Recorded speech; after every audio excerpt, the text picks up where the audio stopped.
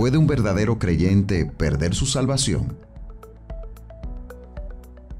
La clave para responder esa pregunta está en la frase verdadero creyente, porque la salvación no se pierde para aquellos que la tienen. No sé de dónde saca el pastor Sugel Michelén eso de que la salvación no la pierde aquel que ya la tiene. Se supone que todo el que la pierde porque la tenía. Escuchamos el resto del video. El Señor Jesucristo nos enseña claramente en su palabra que hay muchas personas que profesan ser creyentes, pero que en realidad no lo son.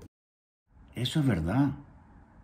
Hay muchos que no son creyentes y aparecen como creyentes. Eso es una cosa, pero otra diferente es que un verdadero creyente pueda o no perder la salvación. Yo creo que sí la puede perder y vamos a debatir en este corto video. Y tarde o temprano apostatarán de la fe. Para muchas personas esto es confuso porque ven a creyentes supuestos, ¿verdad?, que llegan a la iglesia, pasan mucho tiempo allí, a veces hacen cosas extraordinarias en la iglesia y luego se apartan. ¿Son creyentes que perdieron su salvación? ¿O más bien debemos pensar que se trata de personas que nunca fueron creyentes? Él mismo está haciéndose la pregunta. ¿Fueron creyentes de verdad, verdad? ¿O será que nunca fueron creyentes? Pues hay de los dos grupos. Hay quienes nunca fueron creyentes y se van. Y hay otros que sí fueron verdaderos creyentes porque es lo que la Biblia diga. No es lo que Sugel diga, ni lo que diga cualquier persona. En Mateo capítulo 7, versículo 21, Cristo dice, y esta es una de las advertencias más severas que encontramos en los evangelios, no todo el que me dice Señor, Señor, entrará en el reino de los cielos, sino el que hace la voluntad de mi Padre que está en los cielos. Eso es un texto que en este momento está fuera de contexto. Eso funciona para todo, para todos los creyentes. Cualquiera puede decir Señor, Señor, y es un religioso y no es salvo. Eso no es el tema. El tema es, búscame un versículo, mi hermano Michelén, búscame un versículo donde diga que el verdadero creyente no se pierde ni que caiga en pecado. Búscamelo. Muchos, no pocos, me dirán en aquel día, Señor, Señor, en tu nombre no profetizamos, en tu nombre no echamos fuera demonios, en tu nombre no hicimos muchos milagros. Y entonces les declararé, yo nunca os conocí, apartaos de mí, hacedores de maldad. Aun cuando esas personas estaban haciendo milagros, estaban supuestamente profetizando, supuestamente sacando fuera demonios, Cristo dice, yo nunca los conocí. Salieron de nosotros, pero no eran de nosotros, dice en 1 de Juan 2:19, porque si hubieran sido de nosotros, habrían permanecido con nosotros.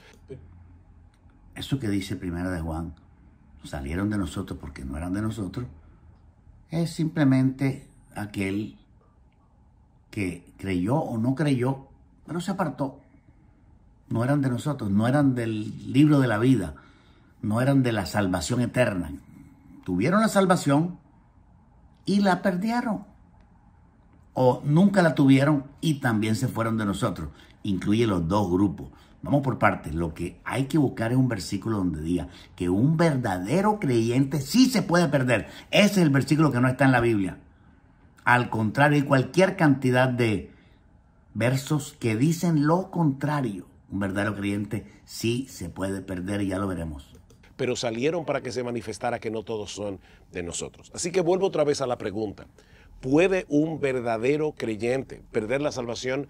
Y la respuesta es, por supuesto que no. Pensemos en todo lo que ocurre en una persona para que llegue a ser creyente. En primer lugar, esa persona tiene que ser regenerada por el Espíritu Santo. Y eso significa que Dios, estando nosotros muertos en pecado, nos da vida. Dice en Efesios capítulo 2, versículo 1, y Él os dio vida cuando estabais muertos en vuestros delitos y pecados. Y más abajo. Ese es otro tema, la forma como Dios nos salvó. En ese mismo capítulo 2 de la carta a los Efesios, Pablo dice que juntamente con Cristo Dios nos resucitó y nos sentó en los lugares celestiales para mostrar en los siglos venideros las abundantes riquezas de su gracia. El Espíritu Santo nos regeneró para que nosotros pudiéramos creer y para que creyendo podamos ser por toda la eternidad monumentos de la gracia de Dios. Primero, según el profesor Michelin, primero nos regeneró para que pudiéramos creer. Es absurdo. Primero creemos y después nos convertimos y somos regenerados por el poder del Espíritu Santo. O sea, nacemos de nuevo. La fe precede al nuevo nacimiento y no la regeneración precede a creer. Ahora, ¿qué es lo que sucede cuando una persona cree en el Señor Jesucristo? Que la justicia perfecta de Cristo es imputada o es puesta en nuestra cuenta por medio de la fe. Según a los Corintios capítulo 5, versículo 21, dice que aquel que no conoció pecado, es decir, nuestro Señor Jesucristo, por nosotros Dios a él lo hizo pecado, o sea, lo trató como a un pecador para que nosotros fuésemos hechos justicia de Dios en él. Eso está bien. Esa es la forma como Dios nos salva. Estamos hablando de que me des un verso donde diga que un verdadero creyente que ya nació de nuevo no se puede perder porque es intocable. Justicia de Dios, la justicia perfecta de Cristo nos es imputada, es puesta en nuestra cuenta por medio de la fe. Pablo dice en Romanos capítulo 5, versículo 1, justificados pues por la fe tenemos paz para con Dios por medio de nuestro Señor Jesucristo. Y más abajo en el mismo texto dice Pablo que si ya estamos justificados en su sangre, versículo 9, por él seremos salvos de la ira. Claro, somos justificados y salvados de la ira, pero no ha dicho un versículo que diga que el creyente verdadero ya no se puede perder. No está ese versículo en la Biblia.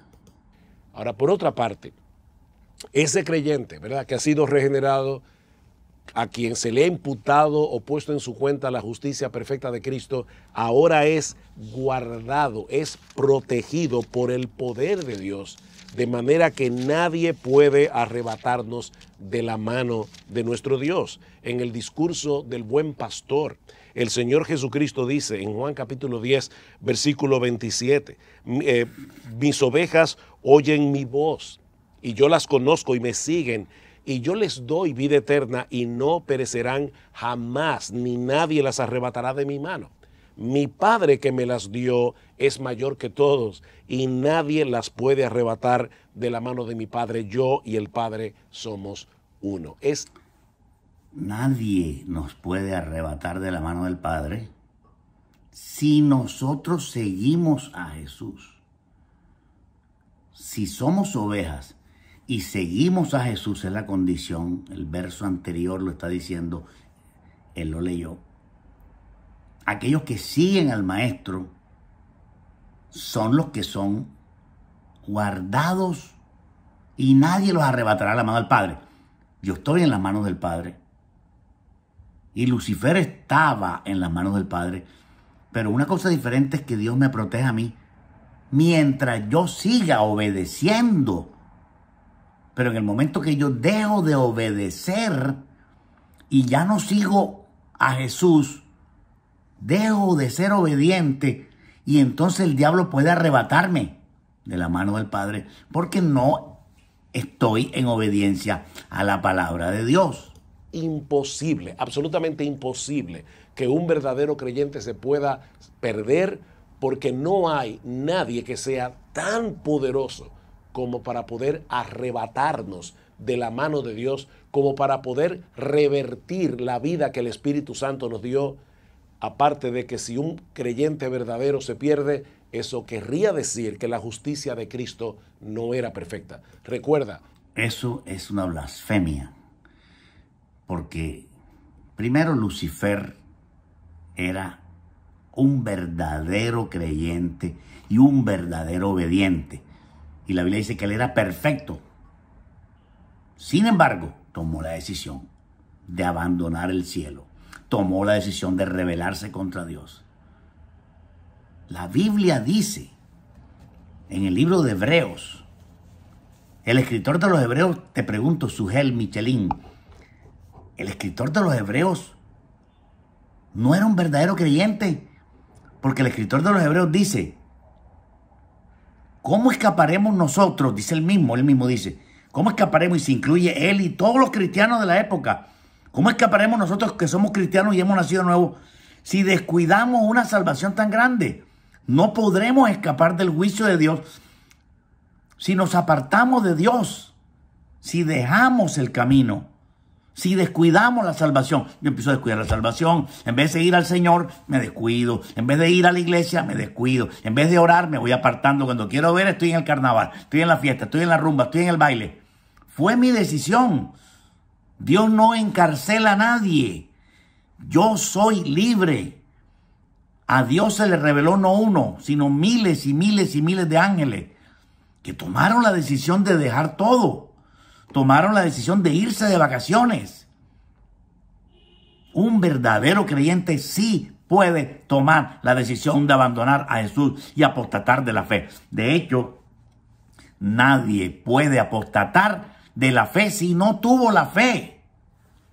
En Hebreos 3:12 dice claramente, mirad hermanos, le está diciendo a los hermanos, y los hermanos son los nacidos de nuevo, no son satánicos, son hermanos, la carta va dirigida a hermanos, que no haya en ninguno de vosotros corazón malo de incredulidad para apartarse del Dios vivo. Un hermano se puede apartar del Dios vivo, ahí está escrito, un hermano, si es hermano era un verdadero creyente.